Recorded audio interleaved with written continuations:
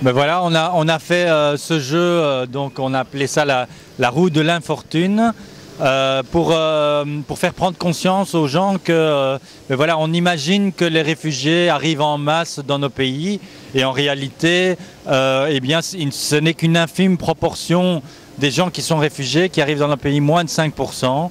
Et tandis qu'il y a plus de 66% des personnes qui restent bloqués dans leur propre pays et une autre partie qui vont dans des pays limitrophes. Donc par exemple pour les Syriens qui se retrouvent coincés en Turquie, au Liban. Mais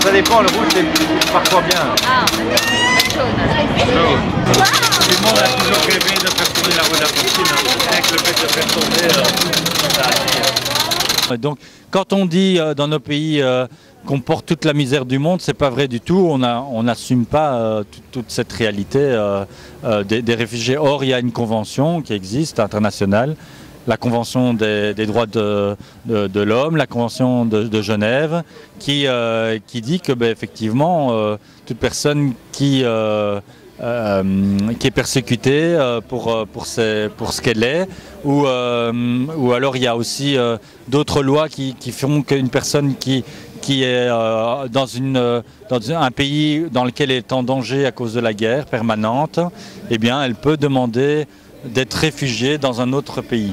Et donc c'est un devoir de ces pays de pouvoir accueillir ces personnes-là. Elle va tenir très longtemps. Je regarde, mais voilà où je vais. Bleu, la couleur de tes yeux. Non, Voilà. Lisez pour moi, j'ai pas envie. Alors, donc votre pays était en guerre, vous avez quitté votre pays par vos propres moyens, en voiture, à pied, et puis vous êtes arrivé dans un pays en voie de développement, vous avez demandé l'asile, et votre demande est en attente. Oh, j'ai l'espoir. Vous avez de l'espoir, oui, oui. Je suis pas mort en route, hein. Et si vous aviez un conseil à donner aux dirigeants de ce monde, que diriez-vous? Je travaille pour le service public, donc le CPS, Centre public d'action sociale. Donc ben, à ce titre-là, je peux difficilement m'engager politiquement là, devant ce micro. Et donc c'est en tant que citoyen que je pourrais réagir. Mais donc ici aujourd'hui, c'est même en tant que service public qu'on est là.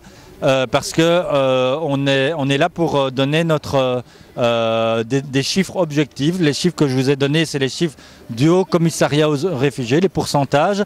Venez essayer, tentez votre chance à la roue de la fortune. Ah, ben allez-y, allez-y. Tout le monde peut y arriver. Allez.